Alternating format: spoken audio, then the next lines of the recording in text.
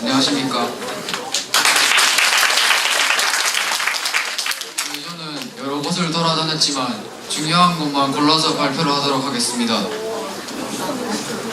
솔직히 입학 정보 같은 그런 뻔한 얘기는 빼고 저희들 생각을 중심으로 발표를 하도록 하겠습니다. 먼저 저희 팀은 이렇게 팀에서 두 팀으로 갈라서 또 탐방을 하였습니다. 먼저 생명과학과를 꿈꾸고 있는 제가 먼저 발표를 하도록 하겠습니다. 여러 곳을 돌아다녔지만 중요한 거 두 곳만 골라서 발표를 하도록 하겠습니다. 먼저 수목박물관입니다. 이렇게 여러 곤충들이 전시되어 있는데요.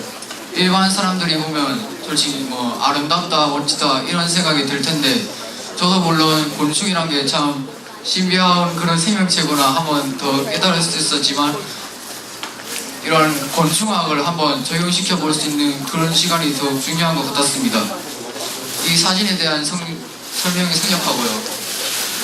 그리고 박물관의 관장님과 이런 곤충 산업에 대한 자신의 생각들을 나눠볼 수 있는 그런 소중한 시간을 가질 수 있었습니다.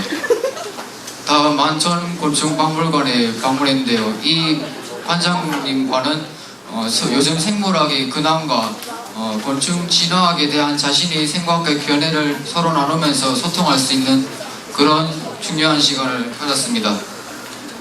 저는 나중에 커서 곤충의 특성에 대해 연구하면서 인간에게 유익한 기술들을 만들면서 그 기술이 자연과 서로 소통할 수 있는 그런 기술을 만들고 싶습니다.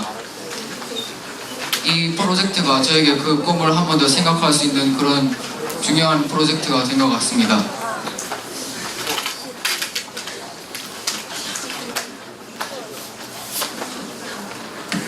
안녕하십니까. 저는 건축 디자인학을 임경환이라고 합니다.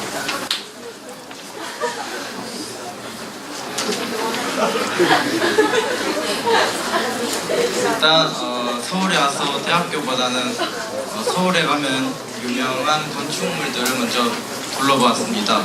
처음에 간 곳이 본관구사옥이라는 곳인데 이곳은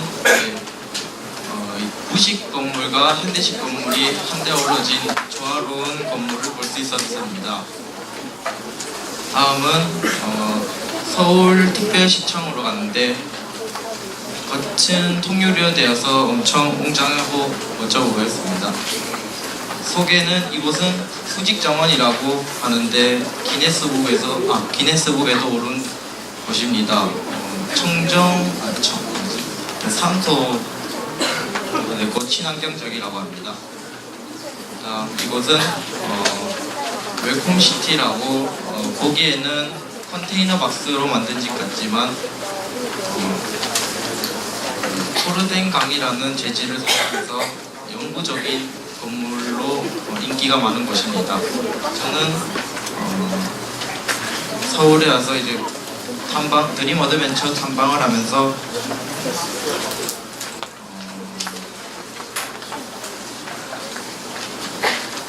전까지 확고히 단정짓지 못했던 장래희망을 제대로 정하게 되었고, 그 다음에 선배들과의 멘토와 그다음 서울대학교 탐방으로 인해서 더 열심히 노력하면 된다는 자신감을 많이 갖게 되었습니다.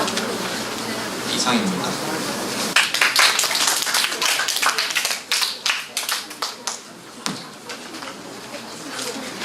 안녕하십니까. 저는 전병주입니다. 제가 먼저 처음에 간 곳은 카이맥스라는 곳인데요. 여기는 로봇 교구를 이용해서 학생들을 교육하는 곳입니다. 여기서는 이 사업기획팀 이상성 사장님과 함께 면담을 하고 회사 구경을 했습니다. 이 사진을 보게 되면 로봇들이 많은데요. 여기 제가 간 곳은 부천 로봇파크입니다. 여기서는 여러 가지 로봇에 관한 정보들을 얻게 되었습니다. 그리고 다음 날에는 퓨처 로봇이라는 기업에 갔습니다. 퓨처 로봇은 퓨로라는 로봇을 만들어 파는 회사인데요. 여기서는 로봇 제어팀 이영민님을 만나서 같이 저의 꿈에 관한 진로에 관한 조언을 해주셨습니다. 그리고 서울대에 갔는데요. 여기서는 서울대 구경과 함께 서울대에 관한 여러 이야기들을 들을 수 있었습니다.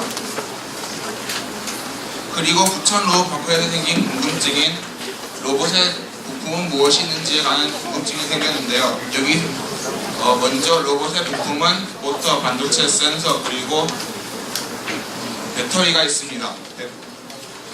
나머지는 시간 관계상 생략하도록 하고요.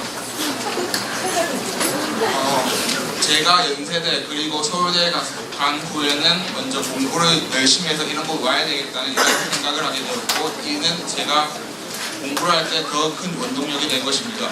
그리고 카이 로봇 그리고 부천 로봇 파크 퓨처 로봇은 저의 꿈에 확신을 가지게 되는 계기가 되었는데요. 이는 저의 꿈에 한 발짝 더 다가가는 계기가 됐습니다. 다음 중에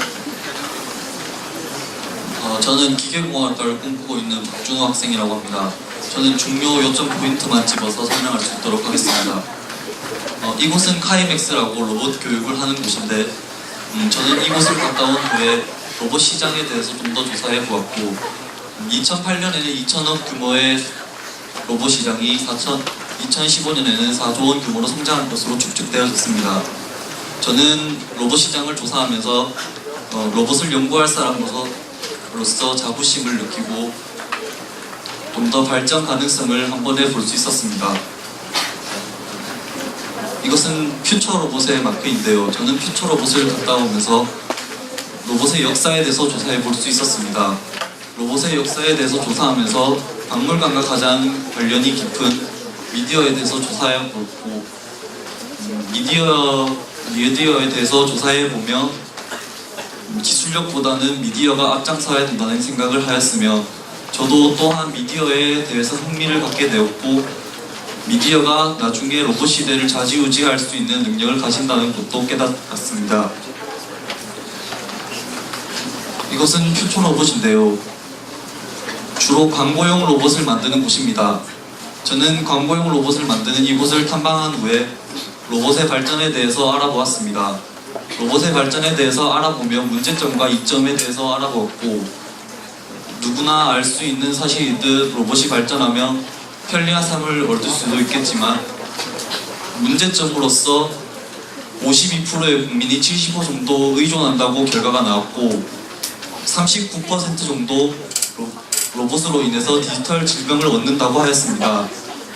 저는 이곳을 다 갔다 오고 나서 문제점에 대해서 알아보며 큰 구멍이 있다고 생각되어졌고 나중에 미래에 큰 구멍을 메꿀 수 있는 사람으로서 성장하고 싶었습니다.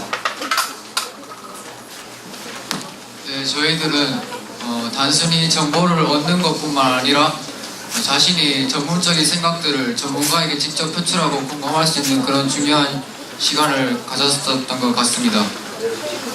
혹시 저희들이 생략한 내용에 궁금한 점이 많거나 뭐 정보를 얻고 싶으면 네이버에 드림 어드벤처라고 검색하시면 두 번째 드림 어드벤처 결과물이라는 제목을 클릭하셔서 댓글을 남기시면 제가 성심성의껏 답변드리겠습니다.